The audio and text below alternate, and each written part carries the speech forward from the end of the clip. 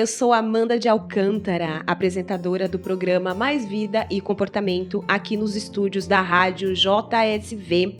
E hoje eu estou com uma convidada especialíssima, se chama Rafaela Fonseca.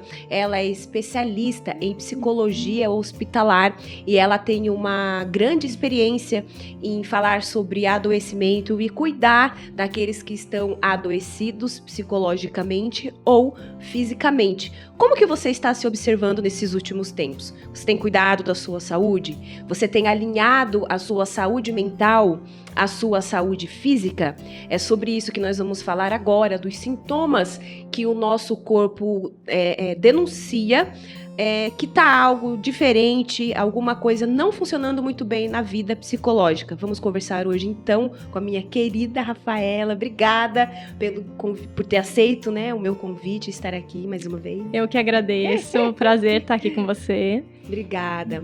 Rafa, eu acho, assim, a gente tem pensado muito nesses dias, e eu recebi aqui algumas convidadas, e nós falamos muito das questões de saúde física. Eu recebi coaching em emagrecimento, recebi treinadora física, a nossa amada Raíssa Lobato, psicologia do esportes, e nós falamos muito dessa questão do corpo.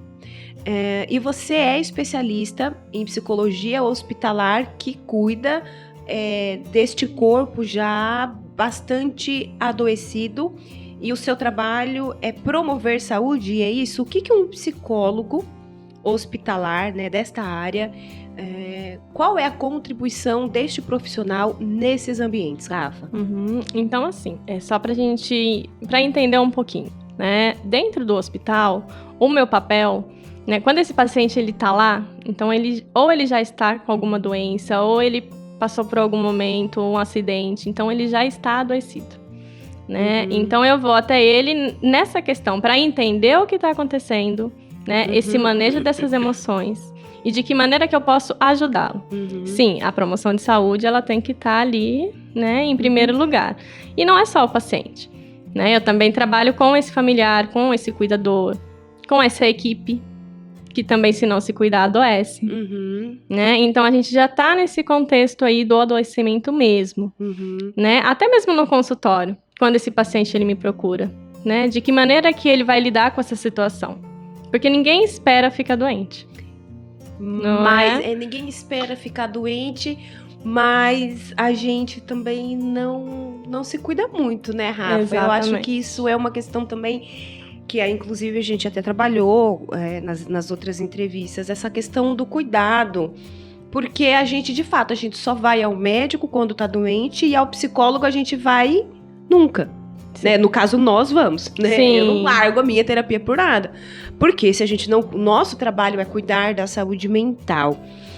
Quando esses pacientes, né, você trabalha num determinado lugar, e esses pacientes estão bastante debilitados.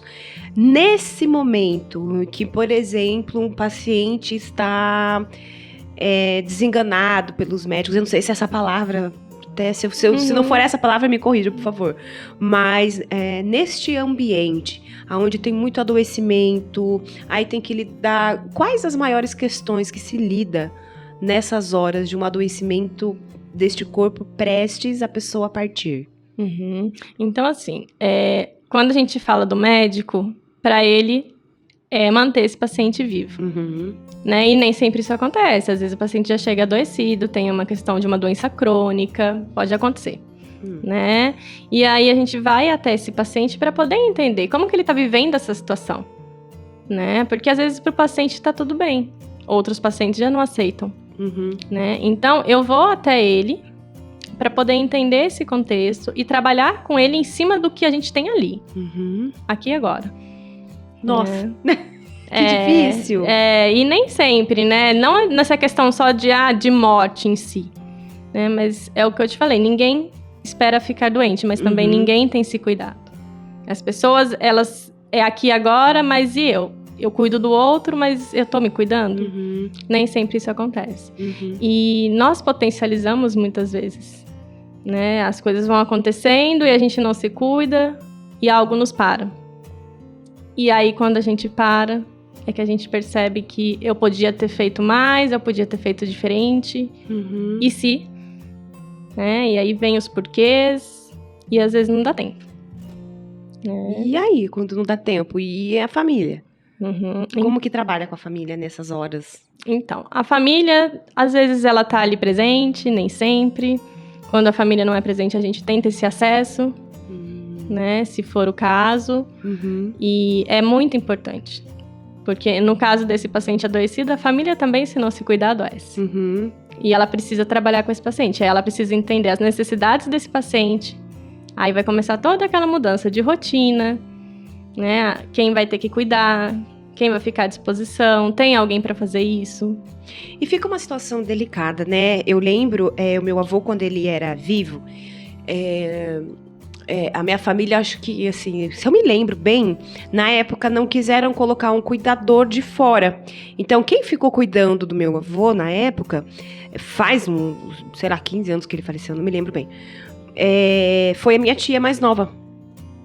E era constrangedor, porque depois que ele foi ficando pior, que ele perdeu o sentido. Então, assim, toda a questão de realmente virar uma criança e ter que uma filha mulher dar banho no pai já idoso, porque aí era toda uma questão também de você estar lidando com tanta coisa, com tantas emoções, porque no caso dela ou de qualquer outra pessoa é o seu pai, ele vendo uma filha tendo que dar banho nele, ele sendo incapaz de pegar um copo d'água, por exemplo, e pôr na boca.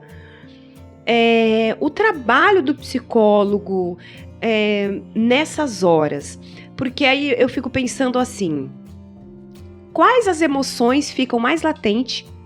Porque a gente também tem aquela questão da onipotência, porque você não pode fazer nada. Sim.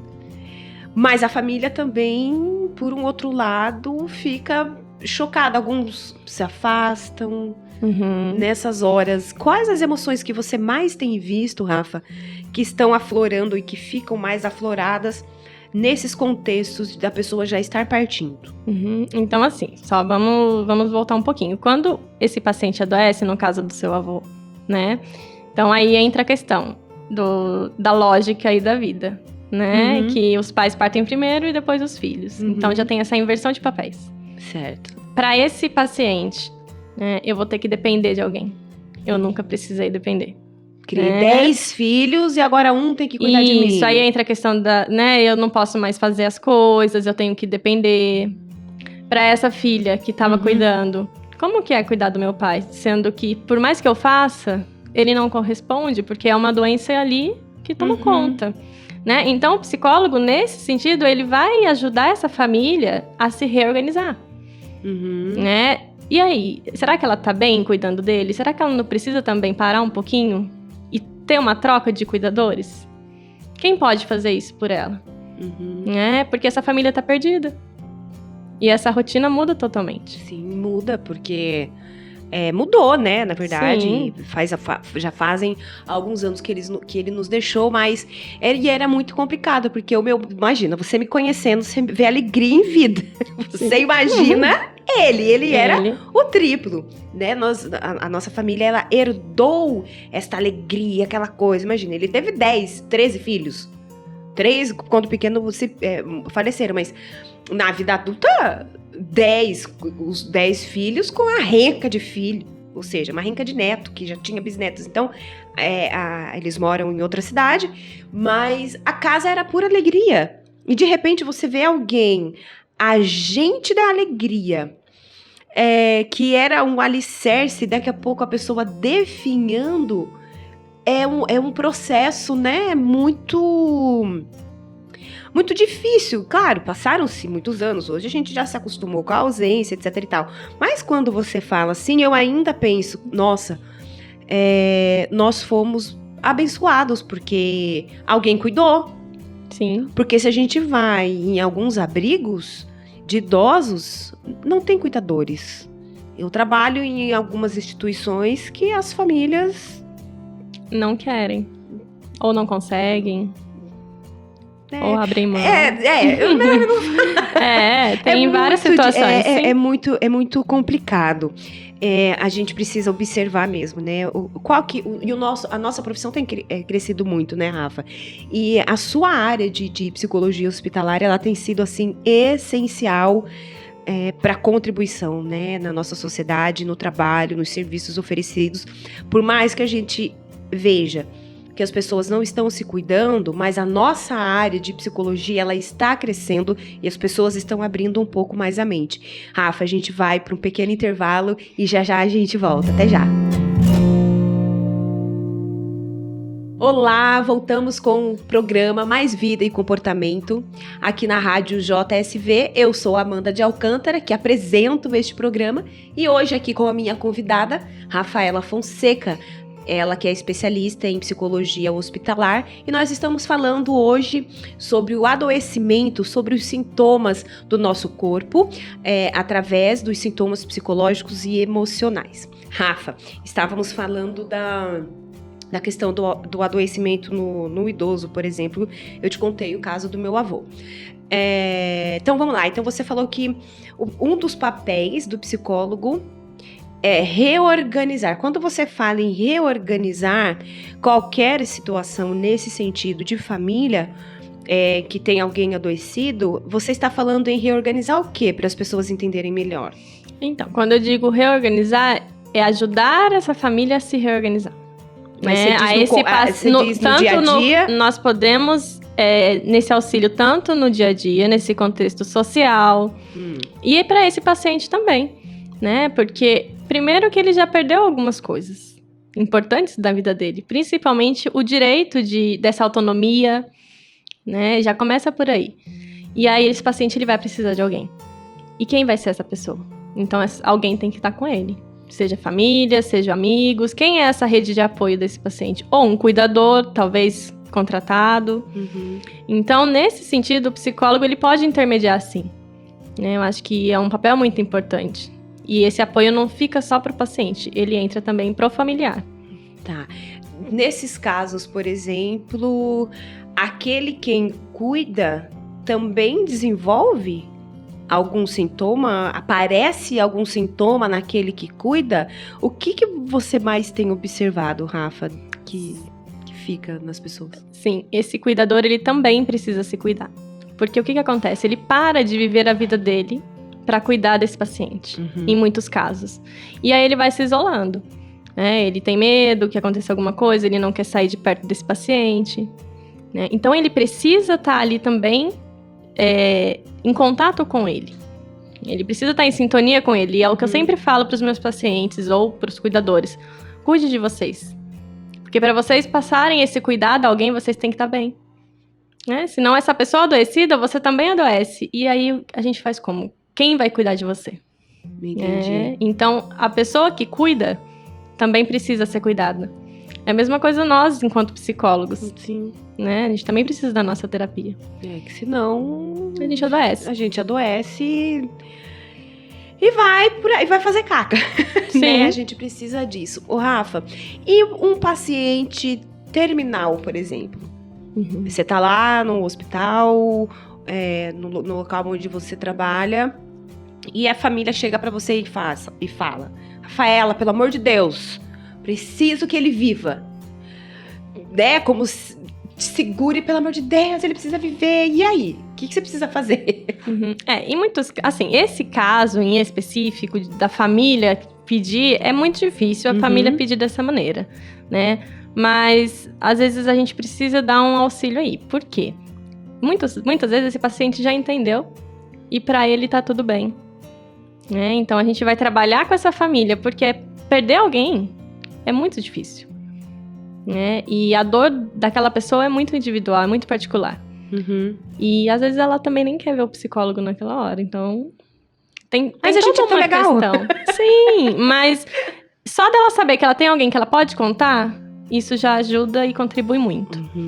Né? E dar uma morte digna a esse paciente. Né? Ele pode sim. Ele já viveu o que ele tinha para viver e a gente começa a ressignificar muita coisa nesse momento. Tanto para ele quanto para essa família. O que é esse ressignificar para as pessoas entenderem um pouco melhor, Rafa? Porque a gente tem uma compreensão, mas as pessoas às vezes têm outra, né? O que é esse ressignificar diante da impotência da morte? Então, é ressignificar os momentos vividos, né? O que eu tenho a contribuir com isso? Porque esse paciente, muitas vezes, ele me conta, né, um pouco da sua vida, mesmo nesses momentos, quando ele tá lúcido, ele consegue ainda conversar um pouco, e ele fala muito disso, do que ele aproveitou, do que ele já viveu, dos momentos bons, e ressignificar esse momento de que valeu a pena, né? Até para essa família, que momentos foram vividos com esse paciente, né? Os momentos bons, o que vai ficar. Tem uma dor, que é a dor da perda, né? Mas aí a gente entra na questão do quanto essa pessoa, né, a convivência com essa pessoa foi boa, né? O que fica dessa pessoa, a essência em si dessa pessoa. Ô, Rafa, eu fiquei pensando, e em casos, por exemplo, que diante ali de uma doença, de um sintoma,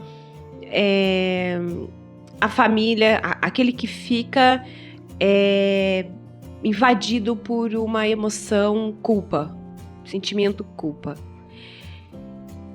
Há a possibilidade dessa emoção se desenvolver e se tornar um sintoma, uma dor, um problema? Você já pegou isso? Para essa família, você diz? Para quem ficar. A pessoa partiu, foi embora, né? Despediram-se. E quem ficou? Quando há, por exemplo, essas questões de culpa envolvida. Então, assim, os casos de culpa em si, só quando acontece algo mesmo que ou eu provoquei isso. Geralmente, sentimentos de culpa caem mais pro paciente, quando ou ele descobre uma doença, se eu tivesse feito diferente, se eu tivesse vivido algo diferente. Pro familiar, fica um vazio, né? E às vezes ele não quer falar disso naquele momento. Mas o que eu falo procure ajuda quando você vê que isso tá te prejudicando realmente. Porque de alguma maneira você precisa falar, você precisa esvaziar e entender o que tá acontecendo com você, né? E em alguns casos a pessoa se isola, né? Ou então ela, eu tô bem. E aí, com o tempo, ela vai desenvolvendo ou alguma ansiedade, ou até mesmo depressão, né? Então, a culpa em si, eu acho que é algo... Não dá pra gente só colocar ela, né, nessa questão. Mas a gente precisa, sim, essa pessoa precisa de algum auxílio, de algum acompanhamento, mesmo que não de imediato, mas posterior ao que aconteceu. Entendi. Rafa, eu sei também que você desenvolve trabalhos... você tinha grupos, é isso? Você atuou bastante tempo auxiliando pessoas com câncer. Isso. Você quer falar um pouco desse projeto que eu achei fenomenal? Sim, o grupo partiu de uma iniciativa de como que eu ia conseguir chegar até esses pacientes.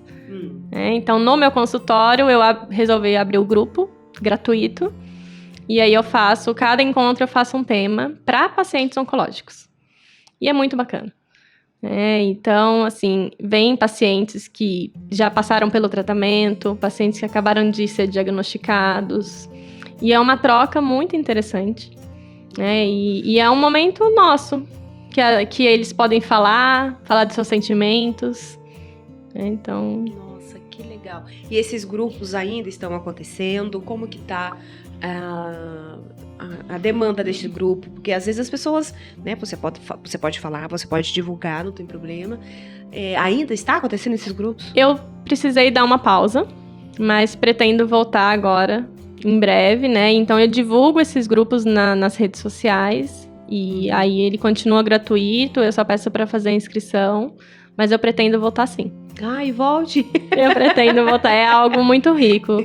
Eu me imagino, porque a gente tem visto tantas coisas, né? E as pessoas normalmente se desesperam quando descobrem, né, o câncer. Ô, Rafa, o que você mais tem observado nessa questão do câncer? Há alguma causa? Porque as pessoas se indagam às vezes, né? Tem câncer porque é ruim. A pessoa teve câncer no estômago porque associam a alguma emoção. Uhum. As pessoas associam câncer a uma emoção. Isso é fato ou não? Ainda assim. É? As pessoas acreditam que é a doença feia, que não pode falar o nome. Muitas pessoas ainda têm dificuldade de falar o que realmente tem. Uhum. E não aceitam mesmo. E acreditam que isso vem como um castigo, vem como culpa. E não. As pessoas... É claro que vai depender de uma vida. Como que eu me cuidei em alguns casos, mas não necessariamente. Entendi. Mas ainda assim, eu não posso falar, porque atrai, né? A doença, no caso, maldita, então eu não posso falar. E é impressionante, né? Mas é associada... A ciência fala alguma coisa sobre isso? Então, sobre ser associada a alguma emoção, alguma coisa? Alguns estudos falam da psicossomática, Uhum. né? E aí o que você não cuida potencializa de alguma maneira, né? Como doença. Mas não é algo que a gente pode generalizar. Ah, tá. Né? Algo que tem que tomar muito cuidado, Sim, na tem verdade. que tomar muito cuidado pra falar de algo. Você teve câncer porque você era ruim, ou porque você guardou seus sentimentos, entendeu? Uhum. Você é muito fechado, por isso que você Sim. teve câncer. Tem que tomar muito cuidado com o que fala, com o que se lê. Porque tudo que a gente tem, a gente já vai no Google, né? Exatamente. As pessoas vão no Google e, nossa, vou morrer amanhã. Por quê? Porque eu senti um enjoo, alguma coisa e diz que pode ser. Gente, o Google não é o sabedor de todas as coisas. A gente vai para um breve intervalo e a gente já retorna. Olá, nós voltamos com mais um bloco do programa Mais Vida e Comportamento aqui nos estúdios da Rádio JSV. Rafaela, nós estávamos aqui falando e conversando nos bastidores sobre a sua atuação com pacientes com problemas renais. É isso? Isso Crônicos mesmo. renais. Renais crônicos. Renais crônicos. Para você ver que a pessoa tá super por dentro. Uhum. Então, são pessoas que estão bastante, acredito eu, debilitadas, com alguma condição restrita devido a problemas no rim. Isso. Como que é o seu trabalho com esses pacientes? Uhum. Então, assim, geralmente eu trabalho já com pacientes em hemodiálise, né? Então, eles já estão ali ligados à máquina ou vão iniciar um tratamento. E eu trabalho, eu faço atendimento individual com esses pacientes e eu trabalho também com a família. Né, qualidade de vida desse paciente, aceitação do tratamento, porque é complicado. Essa pessoa tinha uma vida até então tranquila, trabalhava, tinha toda uma rotina já dela, e aí ela descobre que ela vai precisar de um tratamento, porque o rim dela não tá funcionando. Isso não necessariamente acontece de repente. Às vezes esse paciente ele já faz um tratamento conservador a um longo prazo, mas em algum momento o rim dele já está com a função baixa e ele precisa ir para hemodiálise. Uhum. Então é um tratamento cansativo. Geralmente são 3 vezes na semana, 4 horas por dia. 4 horas por dia a pessoa fica lá. Sim, conectada a uma máquina. Então deve ser uma sensação e uma relação sofrida, doída. O que aparece nesses pacientes, Rafa? Geralmente, quando esse paciente é submetido ao tratamento, ele não aceita. Ele não entende. E aí não é só a questão da máquina. Né? Eu costumo dizer que essa relação de amor e ódio. Ele tem que realmente se reprogramar. Na alimentação, na restrição hídrica, porque o rim dele não funciona. Então, ele não vai poder mais beber a quantidade de água que ele bebia. Ele não vai mais poder comer determinados alimentos, porque isso prejudica ele. E aí, ele tem que parar de trabalhar em muitos casos, porque ele tem que estar disponível ali para o tratamento. Porque uma pessoa que trabalhou a vida toda, uma vida ativa, que era ativo na família...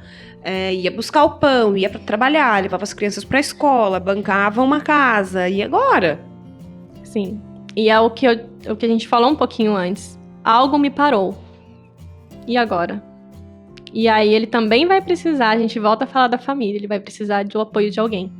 Essa família vai ter que se reorganizar para estar à disposição, né, para estar nesse contexto junto com ele. E quem vai poder fazer isso? Então, vamos lá, vamos reorganizar tudo. E como que tá esse paciente? Será que ele entende o que ele tem? Muitas vezes ele não quer aceitar a doença que ele tem. Ele nunca precisou estar ali. Principalmente num paciente que era ativo, que tinha a sua vida independente. E aí ele passa a depender não só do tratamento, mas como de alguém para estar com ele, porque ele vai ter limitações, né, no seu cotidiano. E sair da sua rotina para viver uma outra coisa que você não escolheu é complicado. Então, aí entra tudo. Todos os sentimentos, e aí mistura a questão da ansiedade, os pacientes começam a ficar deprimidos, né? As limitações diárias, o que eu consigo fazer, o cansaço às vezes aparece. Porque fica uma estafa mental, porque... Sim. E você já teve, assim, porque eu fico aqui pensando, né? A gente às vezes está pro lado de fora, então a gente vê, por exemplo, eu vou dar mais um exemplo. Por exemplo, tinha dias que a gente chegava na casa da minha avó, quando ela também estava viva, e eu, Amanda, pensava, nossa, ai meu Deus, sofrimento do meu avô. Ai, leva ele embora, Deus. Porque a única pessoa que pode levar embora é Deus. Porque a gente não pode, né? E é um sentimento egoísta. As pessoas, elas têm coragem, Rafa, de admitir ou de até verbalizar que diante dessa impotência da vida, as pessoas ainda têm medo de verbalizar, olha, é melhor que se vá. É cruel falar isso? Olha, aí eu costumo dizer que é muito do particular de cada um. Do que cada um acredita, porque não dá pra gente rotular. É, verdade. E aí tem a questão do limite. Até que ponto eu aguento estar com essa pessoa? Porque aí, pra ele, talvez na situação do seu avô, ele tava ali. Da maneira que ele podia estar. Né? A sua avó também tava vivendo do jeito dela, tentando talvez dar um conforto a ele. E você talvez pensou isso. Ah, estou sendo egoísta? Não sei. O que você talvez entendeu daquela situação naquele momento?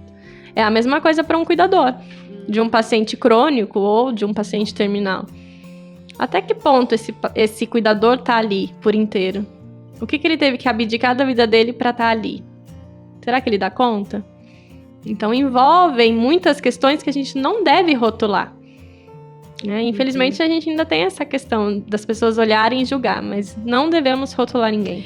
Porque, então, nesses casos, quando você fala, Rafa, do cuidador, não necessariamente você está falando do profissional cuidador, para a gente deixar aqui um pouco claro para as pessoas. Estamos falando daquele em que se dispõe a cuidar daquele doente, é isso? Isso. Quando eu falo do cuidador, ele pode ser um cuidador familiar, um cuidador amigo, ou um cuidador que é profissional da área. Mas isso também envolve... quando eu falo do cuidador, é isso. Né? Nessas questões pessoais mesmo, do próprio cuidador estar ali. É cuidar de quem cuida, né? Nossa, é bem profundo, né? Sim. É muito profundo. E aí, quando você se depara lá onde você trabalha com esses pacientes, quais as coisas em que, se você quiser deixar um recado, né? Acho que é muito interessante você deixar um recado para as famílias que quiserem depois até te procurar, para ter um suporte, porque também aquele que está levando para hemodiálise, não sei, eu estou supondo, porque aquilo que eu brinquei com você, né? Eu não tenho suporte para estar num hospital, por exemplo. Você já tem. Então é cada um realmente nos seus limites. Mas que recado você dá para falar para essas famílias que estão levando os seus parentes para hemodiálise, por exemplo, que é uma das coisas, né? Sim. Primeira coisa, paciência. Isso precisa ter muito. Porque a família também, ela tem um limite.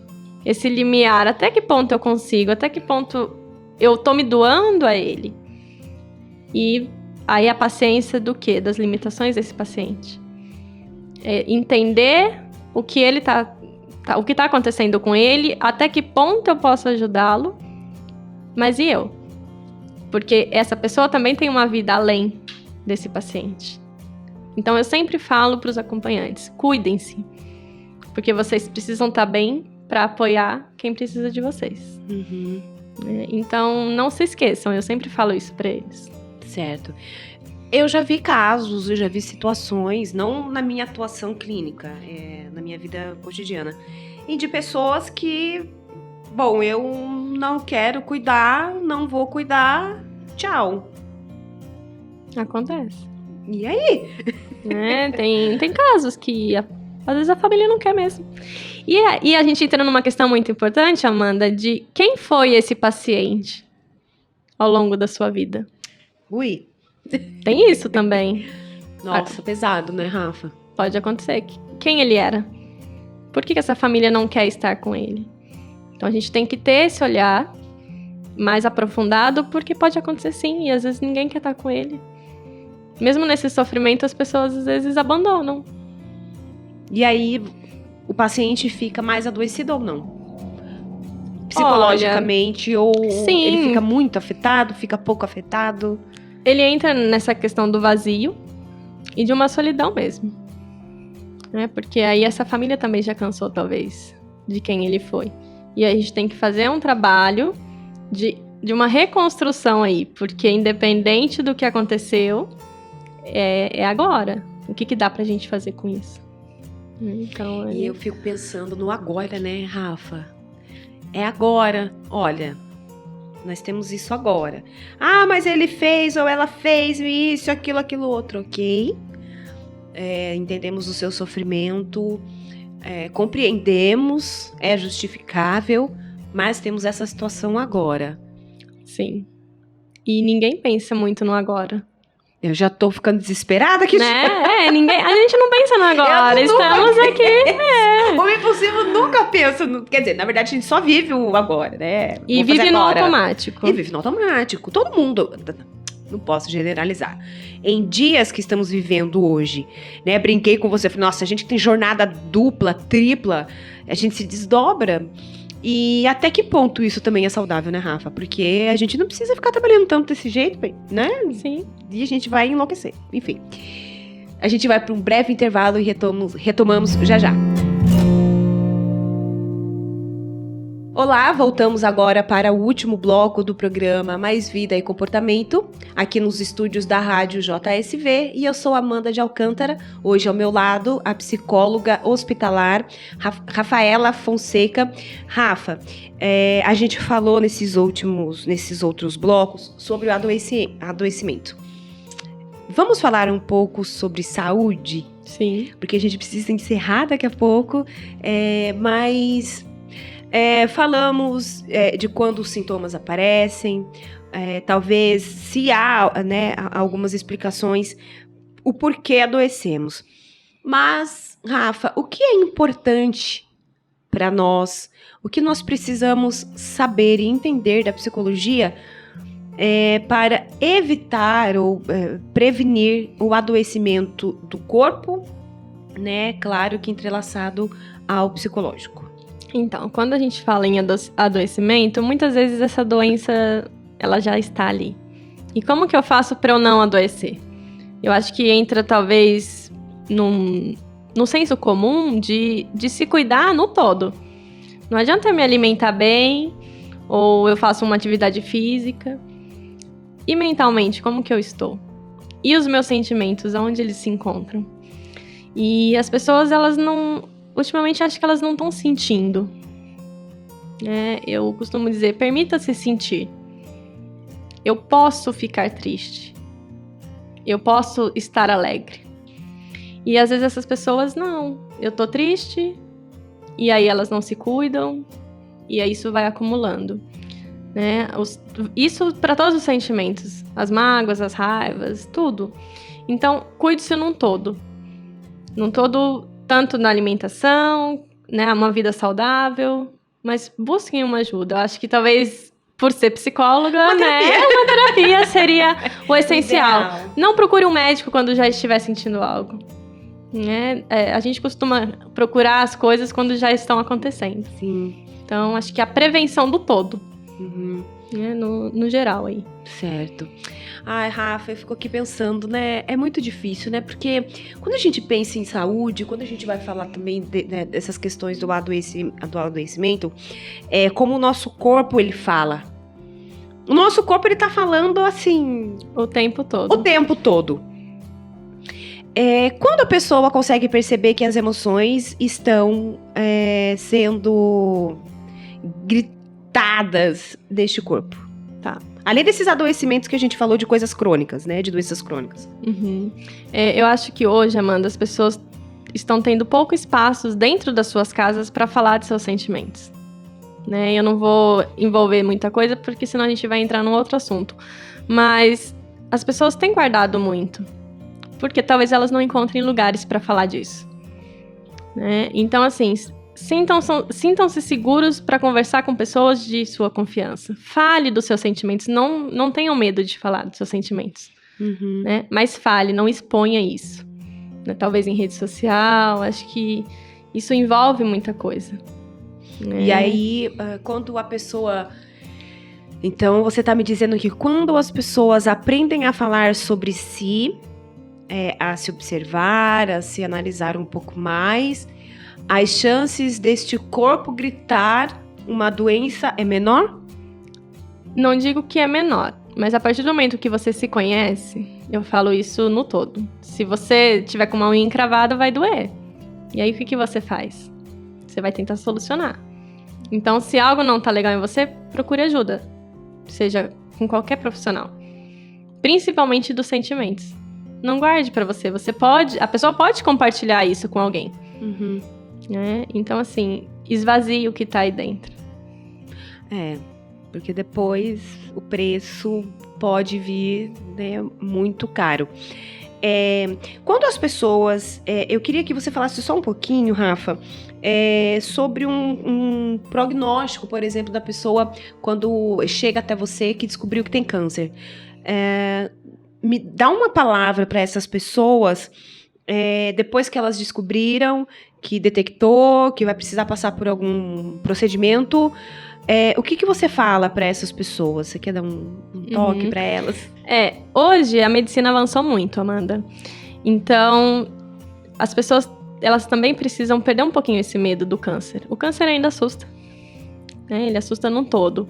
Então, eu recebi um diagnóstico de câncer. Tente entender o que vai ser feito. Entenda seu tratamento.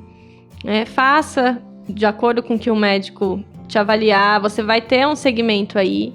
E se houver necessidade, procure ajuda psicológica logo no início.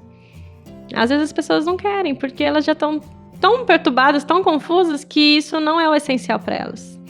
Seria o ideal, mas não acontece. Então, assim, recebeu o diagnóstico, como que essa pessoa está se sentindo? Ela entendeu o que está acontecendo com ela? Paciente informado, é muito difícil ele não conseguir lidar com o que está acontecendo.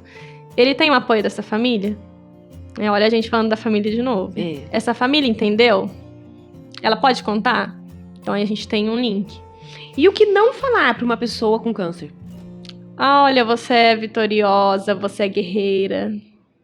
E os pacientes têm muito disso. Eu falo, vocês podem sentir, vocês podem ficar tristes, vocês podem chorar. É direito. E aí a sociedade olha com dó. Não olhe para essas pessoas com dó. É a coisa que elas mesmas precisam. Né? Ou às vezes vem com história, porque eu conheci alguém que morreu. Não fale, não use exemplos. Você não conhece aquela pessoa. E mesmo que conheça, não é isso que ela precisa. Né? Então esteja disponível para dar um suporte e também não sufoque. Né? Muitas vezes a pessoa tá ali, é um amigo e acha que tem que estar o tempo todo em cima. Não, essa pessoa precisa respirar. Respeite o momento dessa pessoa. Uhum. Né? Entendi. Porque a gente tem essa mania, né? Ai, coitada, mas vai cair cabelo. Ai, mas olha, tem uma amiga que usou uma peruca tal. E é isso. A gente tá falando dela porque é mulher, né? A gente acaba direcionando pro nosso gênero. Mas é muito complicado, né? Porque as pessoas... Não que você tenha que ficar o tempo todo... Na verdade, eu aprendi isso com a minha amiga, né? A Tereza. Mas quem disse que você tem que falar? Sim. Você não tem que falar, não fala. Fique não quieta. Sabe o que falar, não fale. E é muito rico isso, né? Você chegar perto da pessoa e olha, mas vai ficar tudo bem. Muita gente hoje, imagina, vai ficar tudo certo. Tipo, para tentar animar o outro, as pessoas começam a inventar ou a tentar lubridiar para tirar o foco, mas tá ali nela, né? Não tem muito o que fazer. E é o que essa pessoa menos precisa.